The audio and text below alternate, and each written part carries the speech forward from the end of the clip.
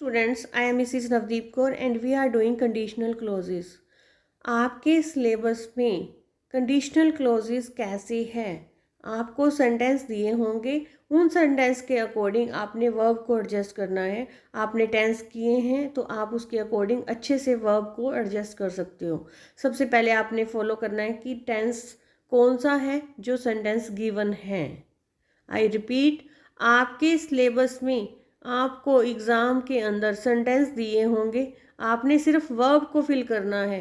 Conditional clauses क्या हैं, कैसे बनेंगी, ज़्यादा उलझना नहीं है आपने। ये आपको जनरल नॉलेज के लिए बता रही हूँ कि कैसे आपको कंडीशनल सेंटेंसेस होते हैं, कंडीशनल क्लॉजेस होते हैं, इफ़ सेंटेंसेस होते हैं, हम उनको कंडीशनल सेंटेंसेस बोलते हैं। जैसे अगर ऐसा होगा तो वैसा होगा। इसके अंदर भी आगे इसके टाइप्स होते हैं, पर आपने सिर्फ वर्ब को फॉलो करना है कि अगर सेंटेंस के स्टार्टिंग में ये वर्ब है तो हम यहाँ पे क्या लगाएंगे और उसके अकॉर्डिंग क्या होगा। इसलिए कंफ्यूज नहीं होना। Conditional is a type of sentence that is made up of an if clause. Means if clause से वो सेंटेंस बना होता है जिसके अंदर एक मेन क्लोज होती है। The sentence describe a situation that might happen और माइट हैव हैपन, कि शायद ऐसा हुआ है या ऐसा होगा या ऐसा हुआ होता। कंडीशन लगा दी, अगर आप पढ़ोगे तो अच्छे मार्क्स आएंगे, अगर बारिश होगी तो फसल अच्छी होगी। कंडीशनल सेंटेंसेस में ऐसा होता है। जीरो कंडीशन के अंदर हम देखते हैं, एक तरफ अगर हमारा सिंपल प्रेजेंट टेंस है तो दूसरी तरफ भी सिंपल प्रेजेंट ही आएगा, मीन्स कॉमा के पहले और कॉमा के बाद। जैसे यहाँ पे देखिए, इट रेन्स, इट के साथ रेन्स क्यों लगा, क्योंकि सिंगुलर हमारा सब्जेक्ट है। सिंगुलर सब्जेक्ट है तो रेन के साथ हमने एस लगा दिया। नेक्स्ट द ग्राउंड है तो ग्राउंड के साथ हम गेट्स ही आएगा, क्योंकि ग्राउंड हमारा सिंगुलर है। यू हमारा प्लूरल है इसलिए हीट आएगा, एस या एस नहीं लगेगा। इट मेल्ट्स, क्योंकि इट हमारा सिंगुलर है इसलिए मेल्ट्स आया, जो कि सिंपल प्रेजेंट में हम देखते हैं। जीरो कंडीशन में क्या होता है कि सिचुएशन ऐसी है जो हमेशा सच है।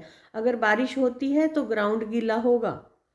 तो इसमें हमारा क्या होता है, कोमा के पहले भी हमारा सिंपल प्रेजेंट है और कोमा के बाद भी हमारा सिंपल प्रेजेंट टेंस होगा।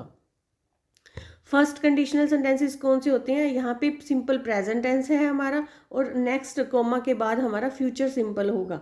अब आपने ये ध्यान रखना है, आपने तो वर्ब लगानी है, एक साइड वर्ब दी हुई है, दूसरी साइड आपने वर्ब लगानी है। यहाँ पे क्या होता है, सिचुएशन पॉसिबल हो सकती है, रियलिस्टिक हो सकती है।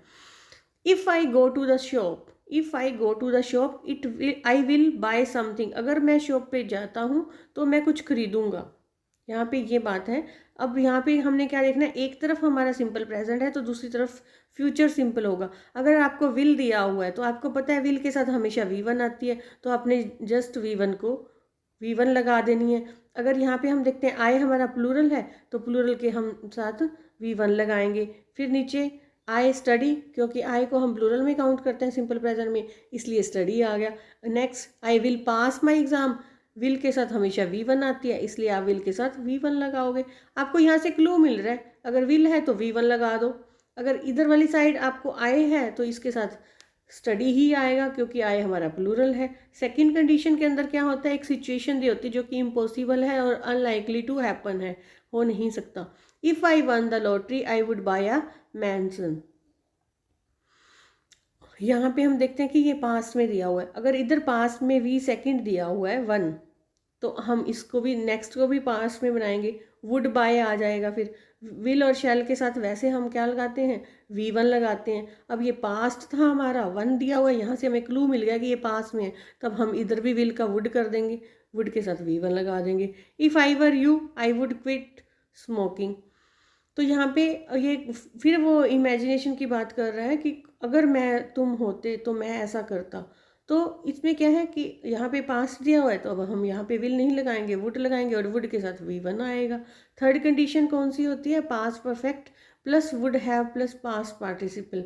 मीन्स इधर वन साइड आपको कोमा से पहले क्या दिया हुआ है, हैड प्लस V3 दिया हुआ है, तो आप इसका मतलब हैड है यहाँ पे तो ये पास्ट में है, और V3 दिया हुआ है तो आप इधर भी दूसरी साइड भी आप पास्ट में ही चलोगे, वुड के साथ हैव के साथ V3 लगाओगे। मीन्स अगर यहाँ पे फर्स्ट साइड पे पास्ट टेंस है तो आपने कोमा की सेकंड साइड भी पास्ट टेंस यूज़ करना है। अगर यहाँ पे हैड प्लस V3 है तो आप दूसरी side would have plus V3 कर दो, ठीक है ना। अगर यहाँ पे फिर देखिए हैड सेव्ड है तो वहाँ पे हमने क्या कर दिया, आई वुड हैव बोट। जिस तरह से कोमा के पहले सेंटेंस चल रहा है उसी तरह कोमा के बाद में चलेगा।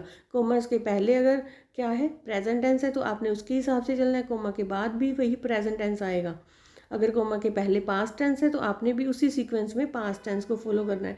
और आपको ये पता है अगर हैड दिया हुआ है तो ऑब्वियसली है हैड के साथ थर्ड फॉर्म आएगी। वुड हैव दिया हुआ है, हैव आ गया, इसलिए यहाँ पे थर्ड फॉर्म आएगी। अकेला वुड आ जाता है तो वो वी वन आएगी। इन बातों का आपने ध्यान